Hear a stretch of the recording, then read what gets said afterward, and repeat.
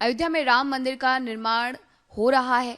22 जनवरी को प्रभु श्री राम की प्राण प्रतिष्ठा होनी है, लेकिन इस सब के पीछे एक लंबा संघर्ष रहा है और राम मंदिर के संघर्ष से जुड़े रहे हैं वरिष्ठ पत्रकार महेंद्र त्रिपाठी जी, जो कि आज हमारे साथ मौजूद हैं। हम उनसे चर्चा भी करेंगे इस बारे में। सबसे पहले तो मैं आपसे इन तस्वीरों के बारे में भी जानना चाहूंगी, क्योंकि आपने ये राम जन्मभूमि पास, ये पास क्यों लगाया हुआ है? क्या उस वक्त और कोई नहीं जा सकता था कवर करने के लिए, या कोई और वजह रही इसकी?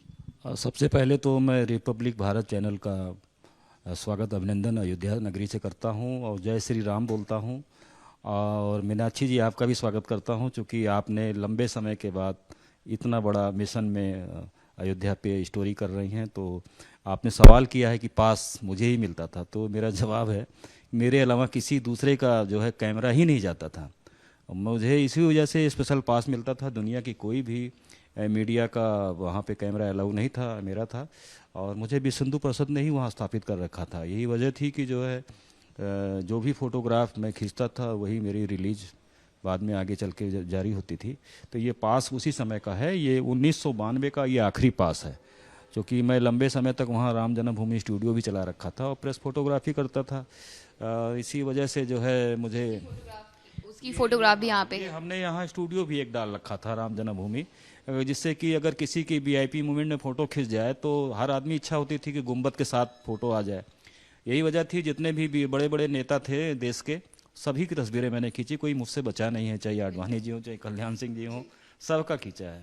सभी की तस्वीरें इस एल्बम में संकल्पित आपने कर रखी हैं। लेकिन सबसे पहले मैं उस बात पे आना चाहूंगी, 1986 में जब ताला खुलता है, 1989 में जब फिर से पहले भूमि पूजन होता है, फिर 1990 का दौर आता है, गोलीकांड होता है, फिर 1992 में बाबरी विध्वंस होता है, सब कुछ इसमें समाहित है। लेकिन इसका सबसे पहला मैं पन्ना जो पलटती हूँ और उसमें जो तस्वीर सामने आती है वो थी आज के प्रधानमंत्री नरेंद्र मोदी की, जो उस दौरान आंदोलन से जुड़े रहे। जब आपने ये तस्वीर खींची थी तो आपने उनसे एक सवाल भी पूछा था कि आप वापस कब आएंगे लौट करके। क्या जवाब था, वो क्या संस्मरण था, वो भी सुनाइए। देखिए, अच्छी तरह से मुझे याद है कि वो 14 जनवरी 1992 का वर्ष था और दिन मंगलवार था और उस समय रामलला का प्राकट उत्सव चल रहा था।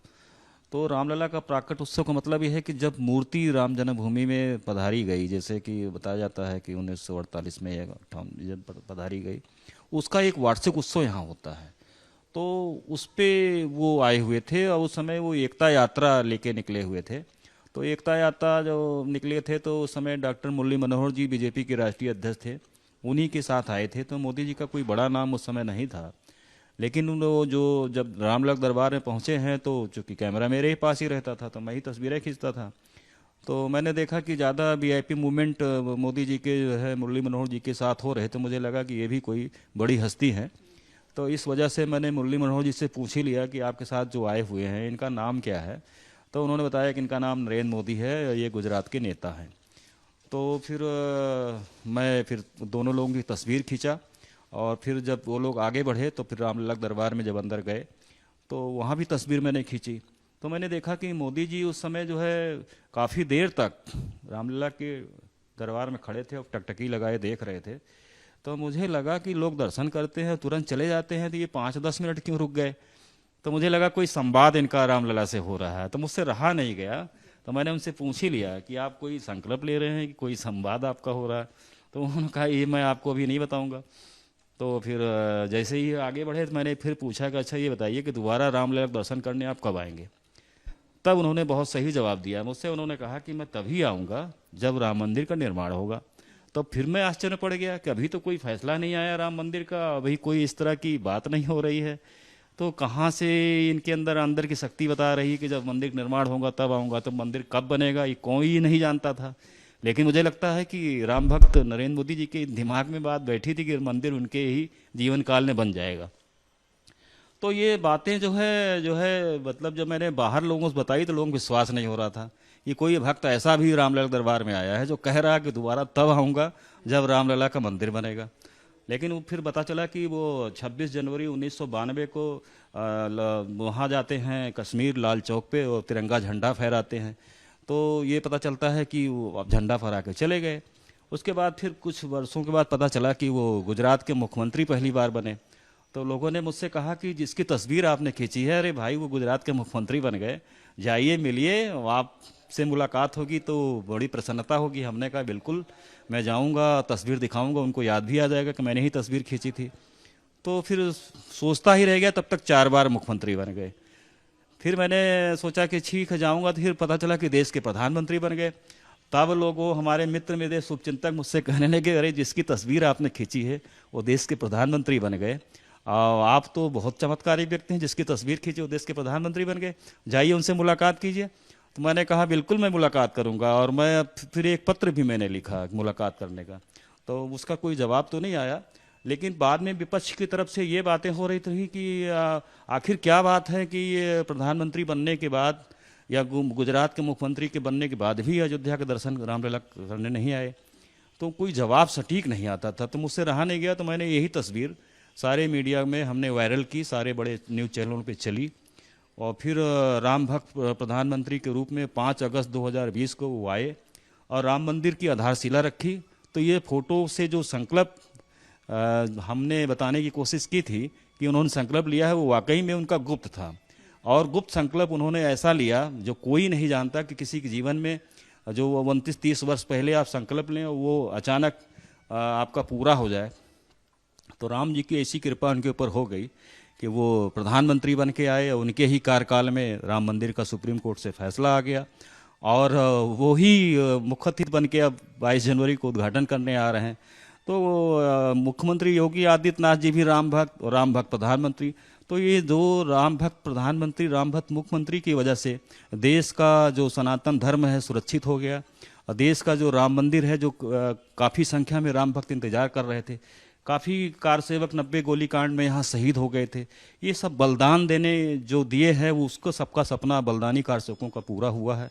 और ये जब जब इतिहास में याद किया जाएगा तब नरेंद्र मोदी जी का नाम प्रधानमंत्री और राम भक्त प्रधानमंत्री के रूप में लिया जाएगा, और राम भक्त मुख्यमंत्री योगी आदित्यनाथ जी का भी नाम लिया जाएगा, क्योंकि इन दोनों महान विभूतियों ने इतिहास में इस तरीके से कार्य कर दिया है कि ये किसी की बस की बात नहीं थी। अब राम मंदिर जो बन रहा है, इसकी वजह से अयोध्या में तमाम व्यापार, तमाम पर्यटन, तमाम चीज़ें यहाँ बढ़ गई हैं। अब तो यहाँ पे अंतर्राष्ट्रीय हवाई अड्डा भी बन गया है, और अंतर्राष्ट्रीय बस अड्डा, अंतर्राष्ट्रीय media centre, Ayodhya railway station भी पूरा राम मंदिर मॉडल के तरीके, और चारों तरफ इस तरह का वातावरण बन रहा है जैसे लग रहा है कि राम राज अयोध्या में अब वापस आ रहा है, क्योंकि अब राजा राम की नगरी ये अयोध्या लग रही है। जैसे राजा हुआ करते थे उनके समय में अगल बगल जितनी भी इमारतें बिल्डिंगें होती थीं वो सब सुंदर दिखती थी, उसकी जो है रंगाई पुताई होती थी। अब इस तरीके का वातावरण यहाँ बन रहा है। जो प्रभु श्री राम के वक्त में अयोध्या थी वही अयोध्या स्थापित की जा रही है। एक फोटो के पीछे, एक तस्वीर के पीछे किस तरीके का इतिहास हो सकता है, रोचक इतिहास हो सकता है, वो कोई सोच भी नहीं सकता। प्रधानमंत्री ने जो संकल्प लिया वो संकल्प पूरा होने वाला है। लेकिन इसके साथ साथ कुछ और तस्वीरें भी आपने इसमें समाहित की हुई हैं कि तस्वीर तो मैं आपको ये दिखाऊंगा कि ये जो तस्वीर आप देख रहे हैं ये है अशोक सिंघल जी की, जो विश्व हिंदू परिषद के अंतर्राष्ट्रीय अध्यक्ष थे। वो उन्होंने मुझे 1992 में सम्मानित इसलिए किया था कि जब राम मंदिर की खुदाई होती थी, समतलीकरण होता था, जब मंदिर के अवशेष निकलते थे, तब मैं जो है सारे संकलन करता था, कैमरे में कैद करता था। फिर अशोक सिंघल जी ने मुझसे कहा कि ये सारी तस्वीरें दे दीजिए, सब न्यायालय में दाखिल होंगी। तब मुझे वो तस्वीरें कौन सी थी जो आपने सबूत के तौर पर रखी हुई थी, जो राम मंदिर की खुदाई के लिए निकली, खुदाई के वक्त निकली थी? क्योंकि उन तस्वीरों के बारे में सिर्फ चर्चा होती है लेकिन तस्वीरें सिर्फ आपके पास है। ये है शायद वो तस्वीर। दिखा रहा हूँ कि पहले तो मैं दिखाता हूँ कि ये देखिए जिस समय ये खुदाई हो रही है, ये देखिए मंदिर के अवशेष निकले हुए हैं।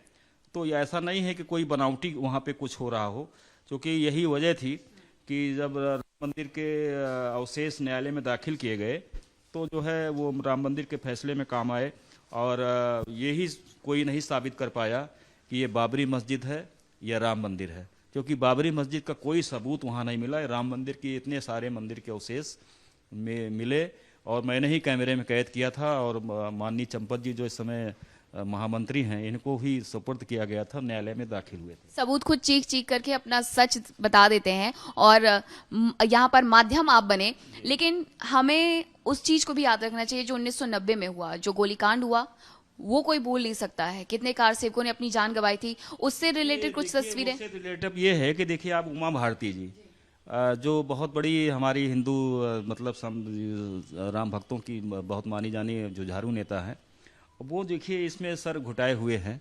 और वो सिर्फ इसलिए कि 90 जब गोलीकांड यहाँ हुआ तो तमाम निहत्थे कारसेवकों पर मुलायम सिंह ने गोली चलवाई। तो उमा भारती जी भी जब आई थी तो उनको भी ये था कि कहीं फिर से कोई ऐसा हमला ना हो जाए, तो उन्होंने अपने सर को मुंडन करवा रखा था। और यही वजह थी कि वो आई आराम से राम भक्तों को, जितने कारसेवकों को थी, उनको अपना संबोधन की। और इसके बाद देखिए राजमाता सिंधिया हैं इस तस्वीर में, ये विनय कटियार हैं, साध्वी रितंभरा जी हैं। तो ये सब लोग बीच बीच में आते थे अयोध्या में, और यहाँ सत्याग्रह है, तमाम आंदोलन होते थे, तो कारसेवकों को संबोधित करती थी, उन्हें बल शक्ति प्रदान करती थी। और यही वजह है कि देखिए आडवाणी जी भी इसमें तस्वीर में दिख रहे हैं। आडवाणी जी भी 91 के आसपास आए थे, राम रथ यात्रा जब बिहार लेके गए थे, तो वो रामलला का दर्शन किए थे, तो वो परिक्रमा कर रहे थे, तो मैंने उनकी तस्वीर खींची थी। तो इसमें कैमरे में मैं भी नज़र आ रहा हूँ, मैं कैमरा लिया हुआ हूँ। तो इस तरीके से है। और फोटो फिर किसने खींची जब आप इसमें हैं तो? उस समय फ्रंटलाइन पत्रिका के एक दादाजी थे जो हमसे बराबर प्रभावित होते थे, तो उन्होंने कहा लाओ तुम्हारी भी खींच दें। तो उन्होंने मुझे खींची, मुझे फिर बाद में उन्होंने भेजा था, तो मैंने सुरक्षित रख लिया। क्योंकि आज जब मैं दिखा रहा हूँ तो फिर कल कैसे लोग पूछते तो कि आपने आडवाणी जी की फ़ोटो भी खींची कि केवल बातें कर रहे हैं। तो मैं कैमरे के साथ मौजूद हूँ। और ये रामलला जी का पुराना दरबार है जो आप देख रहे हैं, कि जिसमें पहले गुंबद के अंदर जब रहते थे रामलला, तब की ये तस्वीर है। और ये उस समय के डीएम एसएसपी हैं जो मेरे साथ खड़े हैं गुंबद में। गुंबद गिरा नहीं है, उस समय डीएम थे नेतराम और एसएसपी थे ब्रिजमोहन सारस्वत। ये देखिए ये तस्वीरों में खड़े हैं। तो ये सारे जितने अधिकारी हुआ कई ऐसी तस्वीरें हैं जो बहुत कुछ कहती हैं, लेकिन 1990 के बारे में मैं आपसे जानना चाहूंगी। 1990 में जब गोलीकांड हुआ था, उस वक्त स्थिति क्या थी, क्या देखा आपने अपनी आंखों से, और उस सब के बीच में फोटो खींचना कितना आपके लिए मुश्किल भरा रहा? बड़ा रिस्क था, बहुत बड़ा मतलब चैलेंज था, और जो पत्रकारिता करता है वही जान सकता है कि जब गोली चलती है तब तो गोली तो किसी को पहचानती नहीं कि आप पत्रकार हो क्या हो। लेकिन मेरे अंदर भी एक जुझारूपन था, पत्रकारिता का जुनून था। मुझे लगा कि अगर मैं बच गया तो ये सारे अखबारों में मैं फोटो प्रकाशित करा दूंगा किसने गोली चलाई। और ऐसा ही कुछ हुआ। ये देख सकते हैं आप कि 90 में जब मुलायम सिंह की सरकार थी तो उन्होंने एक डायलॉग मारा था कि परिंदा भी अयोध्या में पर नहीं मार पाएगा। तो उस डायलॉग को कारसेवकों ने और सारे नेताओं ने, विश्व परिषद, आरएसएस से सबने चैलेंज स्वीकार कर लिया था कि ठीक है अब आएंगे। इतने कार सेवक यहाँ आ गए कि सारे देश के सारे प्रांतों से कार सेवक आए।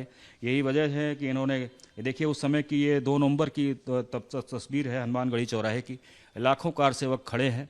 और इस पे फिर बाद में मुलायम सिंह की सरकार ने गोली चलवाई। पहले तो आंसू गैस के गोले फेंके, मुझे भी आया, मुझे धुंधलापन आया, लेकिन मैं चूँकि मेरा तो जुनून था कि मुझे तो कवर करना है, चाहे जैसे कवर करना है, तो मैं अपना जो है बचाव करते हुए तस्वीरें खींचने लगा। तो उसी समय कोठारी बंधुओं की जो कोलकाता से आए थे, कोलकाता खैलात घोष लेन है, बड़ा बाजार है, वहाँ पे गणेश टाकीज भी है, तो वो उनके दोनों लड़के थे, राम कुमार कोठारी, शरद कुमार कोठारी, तो उनको गोली बहुत ही इंगित करके मारी गई। उसका वजह था कि वो 30 अक्टूबर 1990 को जब उन्होंने रामलला पे पहला अपना विजय पताका फहराया था तो उनसे मेरी मुलाकात हो गई थी।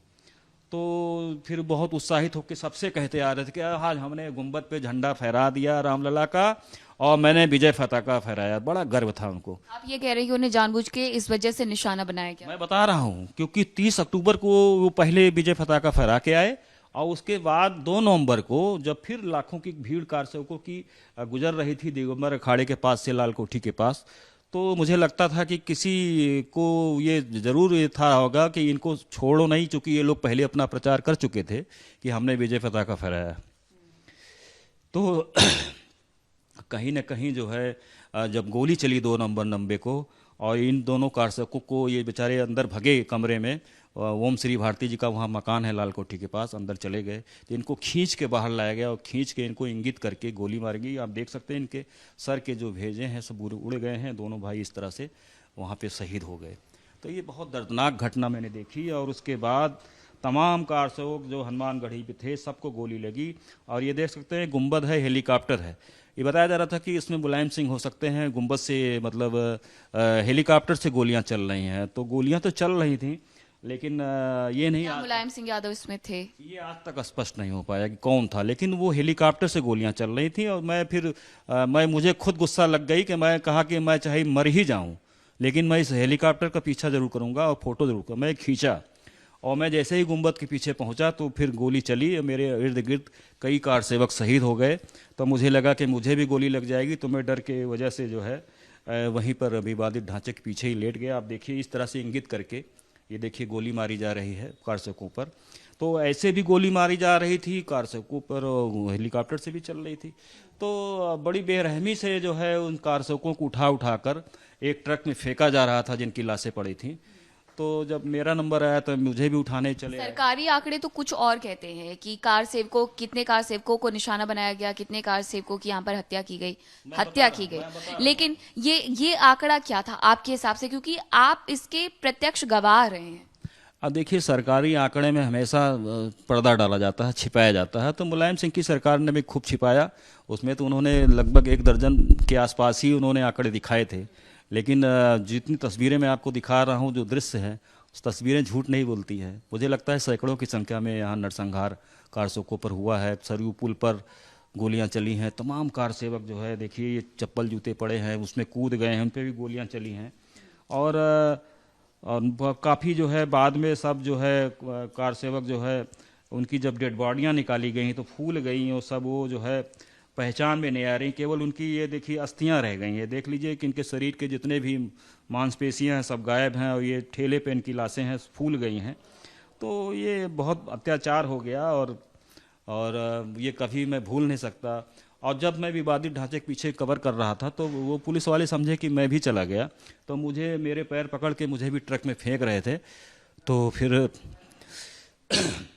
मैंने कहा कि नहीं सर मैं ज़िंदा हूँ और मैं फिर फोटोग्राफ़र हूँ।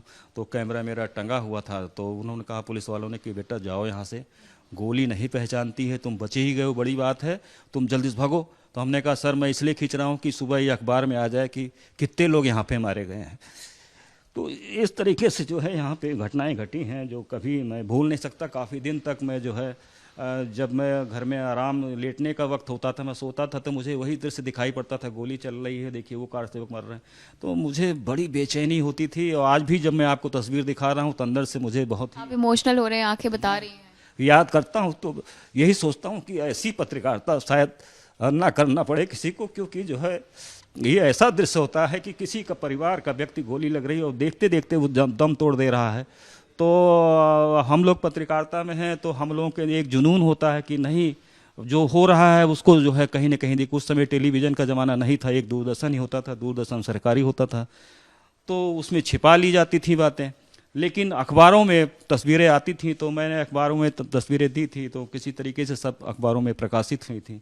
मेरे लिए कुछ कॉलम सुरक्षित रख लिया गया था कि अभी ये आएंगे लेकर के फ़ोटो, तो उस जगह पे फ़ोटो लग जाएगी। तो मैं अपनी जान बचा के, चूँकि कर्फ्यू भी लग गया था, तो बड़ी मुश्किल से यहाँ से ट्रेन पकड़ के लखनऊ गया। उस समय रंगीन फ़ोटोएँ लखनऊ में ही बनती थी, अयोध्या में नहीं बनती थी, यहाँ कोई कलर लैब नहीं था। तो ब्लैक एंड वाइट तो मैं बना लेता था अपने हाथ से, लेकिन वहाँ मैं गया तो फिर वहाँ से मैंने बनवा करके फिर विभिन्न समाचार पत्रों में और सब में दिया, तो फिर सवेरे प्रकाशित हुई। तो मुझे जो सुकून मिला कि कम से कम जिनके परिवार के लोग यहाँ पे शहीद हो गए हैं वो जान तो जाएं कि यहाँ पे गोली लगी, क्योंकि बहुत सारी लाशें जब ऐसे ही सरयू नदी में फेंक दी गई और तमाम ट्रक के ट्रक भर के सरयू नदी में लाशें फेंकी गई। किसने फेंकी? इस वजह से कि ये जहाँ जहाँ जो अलग अलग जो शहीद हुए थे वो कोई जान न सके, न पहचान सके। सरयू नदी पे भी कई काफ़ी कार सेवक वहाँ खड़े थे, वहाँ भी गोली चली है। तो कुछ गोली से मतलब वहाँ पे गिर गए, सरयू नदी का पानी भी बिल्कुल लाल हो गया था उस समय। और कई मतलब राम भक्त थे जो अपनी जान बचाने के चक्कर में कूद गए, जूते चप्पल सरयू पुल पे ही छूट गए।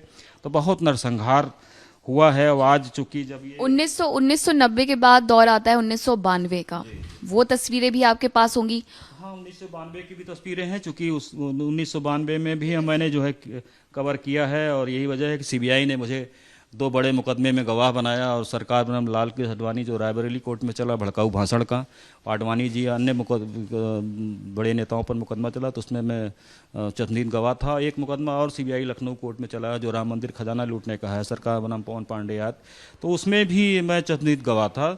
ये बात अलग है कि मैंने गवाही दी, और राम जी की ऐसी कृपा हो गई कि सारे राम भक्त बाइज्जत बरी हो गए, आज सब राम मंदिर के निर्माण में साक्षी हैं।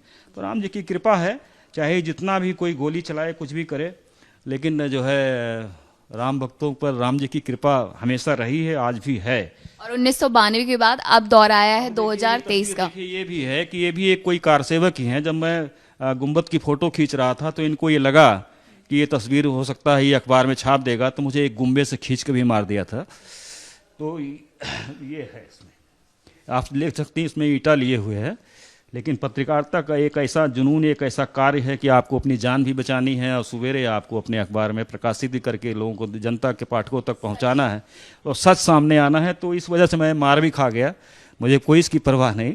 लेकिन ये सब ये तो काफी बड़ा है, लेकिन अब ये देखिए कुछ ब्लैक एंड व्हाइट की तस्वीर है, किस तरह से गुंबद को कारसकों ने मतलब मुक्कों से और अपने बलचक से प्रहार करके बिल्कुल उसको मतलब नेस्ता नाबूद ही कर दिया है। तमाम कारसेवक यहाँ पे हैं मौजूद, और ये अब इस बात प्रमाण है कि जो है कितना गुस्सा था कारसकों में। और कारसकों को गुस्सा देखने लायक था कि कोई वो तैयारी बहुत करके नहीं आए थे, कि जिसके पास जो भी था, मुक्का है, बेलचक है, डंडा है, और तोड़ रहे हैं। तो ये एक बहुत बड़ी शक्ति उस रूप में काम कर रही थी। तो मुझे तो सिर्फ इतना ही नहीं, ये एक देखिए ये एम्बुलेंस भी खड़ी है। ये इसलिए खड़ी थी कि जो है जब कोई कारसेवक गुंबद से गिरेगा, चोट खाएगा, तो उस एम्बुलेंस में लाद कर उसको हॉस्पिटल चिकित्सा भी कराई जाएगी। लेकिन आप भीड़ देखिए, ये लाखों की भीड़ है, और अगर कोई गिर भी गया तो ये एम्बुलेंस कैसे जाएगी।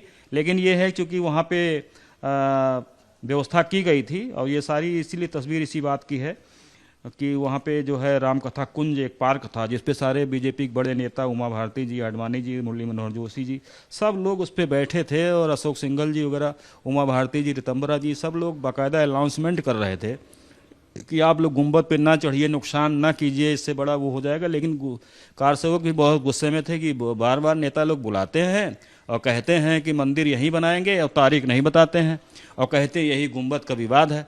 तो सबके समझ में आया कि गुंबद का विवाद है, इस गुंबद को ही गिरा दो, विवाद ही खत्म हो जाए तो राम मंदिर बन जाएगा। और आज मुझे लगता है कि वो जो कारसेवकों ने काम किया, अच्छा ही किया। कल्याण सिंह जी मुख्यमंत्री थे, उन्होंने सत्ता त्याग दिया, उन्होंने कह दिया कि राम भक्तों पर कोई मुकदमा न चले, मेरे ऊपर चले। तो ऐसा राम भक्त मुख्यमंत्री कल्याण सिंह जल्दी दोबारा जन्म लेने वाले नहीं है। ऐसे ऐसे यहाँ पे बड़े बड़े नेता हुए हैं। तो ये एल्बम तो काफी बड़ा है और इसकी कहानियां भी काफी बड़ी हैं। 1992 से गुजर करके दौर आ गया 2023 का। अब 2023 से संबंधित पड़ा हुआ एक लिफाफा, जिसके बारे में मैं आपसे जानना चाहूंगी। आपको न्योता मिला है, आपको बुलाया गया है?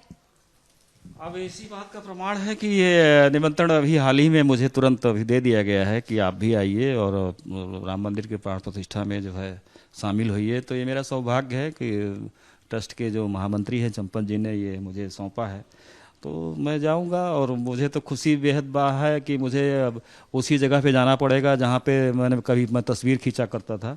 तो और मेरी इच्छा भी है कि प्रधानमंत्री नरेंद्र मोदी से मुलाकात हो, मैं एक बार फिर से तस्वीर उनकी खींचूं, क्योंकि मुझे 32 वर्ष बीत गया उनकी तस्वीर खींचे। जो कि जब पहले वो 14 जनवरी 1992 को आए थे, तब मैंने तस्वीर उनकी खींची थी, तब वो राम भक्त के रूप में, साधारण व्यक्ति के रूप में आए थे। अब राम भक्त प्रधानमंत्री के रूप में आ रहे हैं, मुझे बेहद खुशी है।